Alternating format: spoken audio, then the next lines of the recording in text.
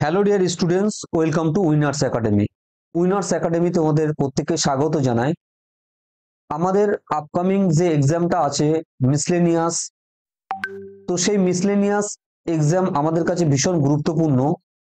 সেখানে কেমন টাইপের কোশ্চেন আসতে পারে তার জন্য আমরা প্রিভিয়াস কিছু কোশ্চেন যদি আলোচনা করি একটা কিন্তু আইডিয়া। তো আজকে আমি যে বিষয়টা নিয়ে আলোচনা করব, মিসলেনিয়াস 2018 সালে যে যে কোশ্চেনটা এসেছিল তার একটা অ্যানালিসিস ক্লাস আমি তোমাদের সামনে করছি। তো তোমরা প্রত্যেকে অবশ্যই দেখতে থাকো।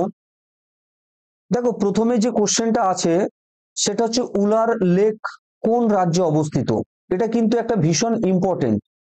আমরা জানি যে ভারতবর্ষের যে সমস্ত লেক গুলো আছে সেই লেকগুলো থেকে আমাদের কোশ্চেন প্রত্যেক বছরই এক্সামে কিন্তু এসে থাকে। তো উলার লেক কোন রাজ্যে অবস্থিত, না উলার লেক হচ্ছে আমাদের জম্মু কাশ্মীর রাজ্যে কিন্তু অবস্থিত। এছাড়া আর কয়েকটা লেক যেটা ভীষণ আমাদের পরীক্ষায় আসে সেটা হচ্ছে লোকটাক। এই লোকটাক লেক কিন্তু অবস্থিত, তোমরা মনে রাখবে, মণিপুর। অনেক পরীক্ষায় এসেছে, তোমরা নিশ্চয়ই জানো। এছাড়া সম্বর লেক, সম্বর লেক যেটা আছে সেটা কিন্তু রাজস্থানে অবস্থিত, তাই তো। আর একটা যে আছে পুলিকট, এটাও খুব ইম্পর্টেন্ট। না, পুলিকট লেকটা যেটা আছে সেটা কিন্তু তোমার অবস্থিত কোথায়? অন্ধ্রপ্রদেশে। ক্লিয়ার? তো এখান থেকে কিন্তু কোশ্চেন তোমাদের একটা কমন আসার সম্ভাবনা আছে যে কোনো পরীক্ষার ক্ষেত্রে।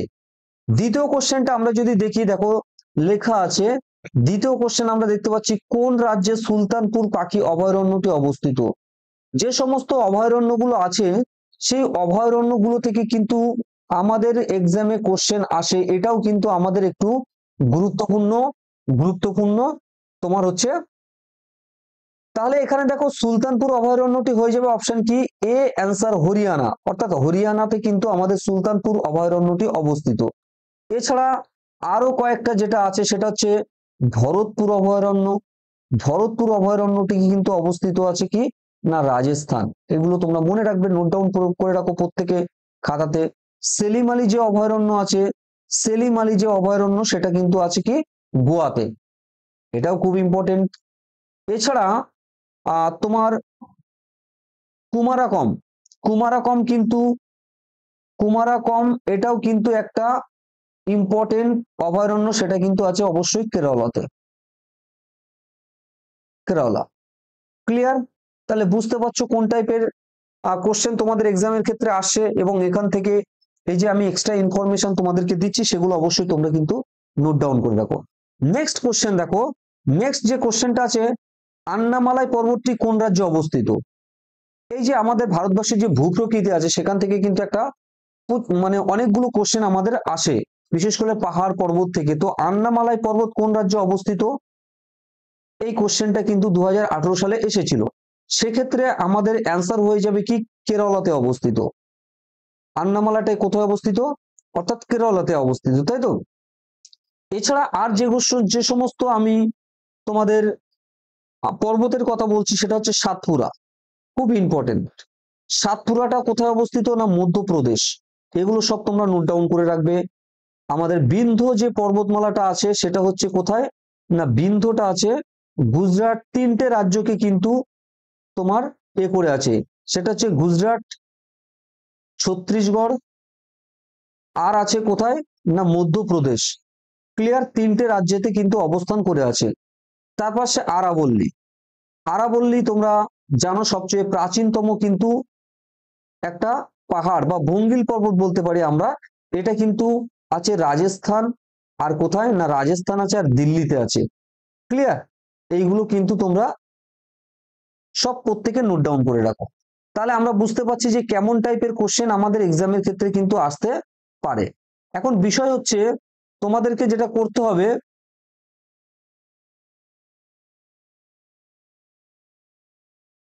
পরবর্তী কোশ্চেন গুলো দেখতে লাগো। দেখো 4 নাম্বার কোশ্চেন তোমাদেরকে যেটা বলছে সেটা হচ্ছে, 4 নম্বর কোশ্চেনে চলে যাই। কোন রাজ্যে শুশুনিয়া পাহাড়টি অবস্থিত?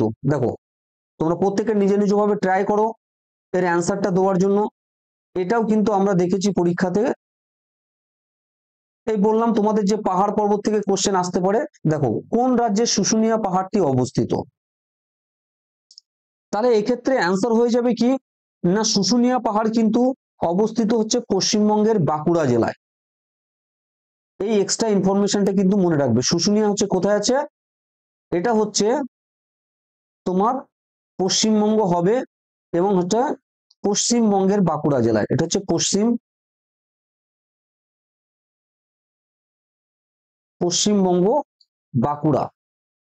বাঁকুড়াতে অবস্থিত। ক্লিয়ার? এটা কিন্তু তোমাদেরকে মনে রাখতে হবে। পরে কোশ্চেন দেখো লেখা আছে সি, পরে কোশ্চেন আছে SCM এর পুরো অর্থ কি। SCM এর পুরো অর্থ হচ্ছে কি স্ট্যান্ডার্ড কসমোলজিক্যাল মডেল। এই যে আমরা যদি টার্মিনোলজি দেখি, অর্থাৎ বিভিন্ন টার্ম থেকে কিন্তু আমাদের কোশ্চেন প্রত্যেক এক্সামে আসছে, তো তাদের যে ফুল ফর্ম সেগুলোও কিন্তু আমাদেরকে কম বেশি জানতে হবে, তাই তো? আচ্ছা, নেক্সট কোশ্চেন আমরা যদি দেখে নিই, তাহলে দেখো 6 নম্বর কোশ্চেন আছে দি লার্জ 100 কোলিডার বিউট, যেটাকে শর্টে বলছে LHCB পরীক্ষাটি একটি বিশেষজ্ঞ পরীক্ষা অধ্যয়ন, যাকে বলা হয় বিউটি গ্রিন অধ্যয়ন, বিউটি কোয়ারক অধ্যয়ন, বিউটি রেড অধ্যয়ন, বিউটি হোয়াইট অধ্যয়ন। তাহলে এর মধ্যে কোনটা অ্যান্সার হবে, তোমরা প্রত্যেকে ট্রাই করো। দেখো এক্ষেত্রে আমাদের যে অ্যান্সারটা হবে সেটা হচ্ছে বিউটি কোয়ারক অধ্যয়ন, অর্থাৎ অপশন বি কিন্তু আমাদের রাইট অ্যান্সার হয়ে যাবে। 7 নম্বর কোশ্চেনটা দেখো, নিম্নলিখিত কোন রোবটকে হিপ অ্যান্ড নি রিপ্লেসমেন্ট,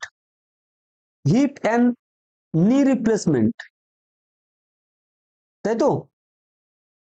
কোন রোবটটাকে হিপ অ্যান্ড নি রিপ্লেসমেন্ট বলা হচ্ছে, এটা কিন্তু একটা খুব ইম্পর্টেন্ট কোশ্চেন, কারণ এটা তোমরা বলতে পারো কারেন্ট অ্যাফেয়ার্স রিলেটেড, বা আমরা যে স্ট্যাটিক জিকে পড়ছি সেখান থেকে কিন্তু এই ধরনের কোশ্চেন আসতে পারে। তো সেক্ষেত্রে উত্তর হয়ে যাবে অবশ্যই কিন্তু এখানে দেখো হিপ অ্যান্ড রিপ্লেসমেন্ট যে রোবটটা হয়েছিল সেটার নাম ছিল অ্যাকচুয়ালি ম্যাকো। তোমরা প্রত্যেকে নোট ডাউন করে রাখো ম্যাকো, তাই না? কিন্তু এখানে আমরা ম্যাকও পাচ্ছি না, তার মানে আমাদের অ্যান্সার হয়ে যাবে কোনোটিই নয়। প্রত্যেকে বুঝতে পারছো? নেক্সট কোশ্চেন আছে দেখো, মানব দেহের কোন টিস্যুটি শরীরের ৭৯তম অঙ্গ, এটাও কিন্তু একটা ইম্পর্টেন্ট কোশ্চেন। দেখো তোমাদেরকে ভাবতে হবে যে মিসলেনিয়াস যে এক্সামটা, সেই এক্সামটা কিন্তু ডিপলি কোশ্চেন হবে। তোমরা নিশ্চয়ই কম বেশি জানো, সেই ক্ষেত্রে আমাদের কিন্তু একটু ডিপলি পড়াশোনা করতে হবে। তো এখানে দেখো মানবদের, সেক্ষেত্রে আমাদের অ্যান্সার হয়ে যাবে কি মেসেন্ট্রি, অর্থাৎ মেসেন্ট্রি কিন্তু আমাদের ৭৯তম অঙ্গ, তাই তো? এটা তোমাদের মনে রাখতে হবে। আর ৮০তম অঙ্গ যেটা আছে, এটা মনে রাখবে তোমরা, ৮০তম যে অঙ্গটা সেটা হচ্ছে কি না, ৮০তম যে অঙ্গটা আছে ৮০তম, সেটা মানে ইন্টারস্টিটিয়াম, এটা মনে রাখবে। ইন্টার দিতেই পারে, আগেরবার যেহেতু এটা এসছিল স্টেটিয়াম, ক্লিয়ার? ইন্টারস্টেটিয়াম, এটা ৮০তম অঙ্গ।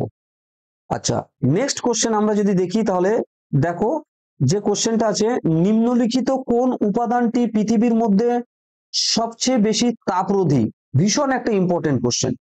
সবচেয়ে বেশি তাপ রোধ করতে পারে কোন উপাদানটি, তাহলে সেক্ষেত্রে আমাদের অ্যান্সার হয়ে যাবে কিন্তু hafnium carbide, HFC, option A কিন্তু আমাদের রাইট অ্যান্সার হয়ে যাবে, তাই তো? এর গলনাঙ্ক মনে রাখবে, এর গলনাঙ্ক হচ্ছে, গলনাঙ্কটাও ইম্পর্টেন্ট, সেটা হচ্ছে কি না ৩৯০০ ডিগ্রি সেন্টিগ্রেড। প্রত্যেকে নোট ডাউন করে রাখো।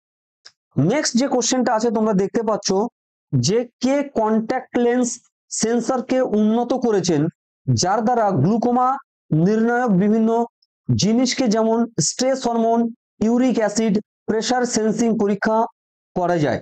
এটা কিন্তু একটা ভীষণ ইম্পর্টেন্ট কোশ্চেন, তাই তো?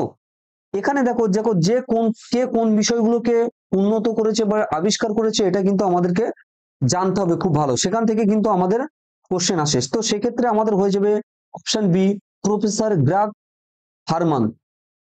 আমাদের বি কিন্তু সেক্ষেত্রে রাইট অ্যান্সার হয়ে যাবে। ক্লিয়ার? তাহলে মোটামুটি এইভাবে আমি যত কোশ্চেন আছে আমি তোমাদেরকে কিন্তু পুরোটাই কভার করব। তোমরা অবশ্যই আমার চ্যানেলটাকে সাবস্ক্রাইব করে রাখো এরকম গুরুত্বপূর্ণ ক্লাস পাওয়ার জন্য। পরবর্তী এরকম গুরুত্বপূর্ণ ক্লাসে আবার দেখা হবে তোমাদের সঙ্গে।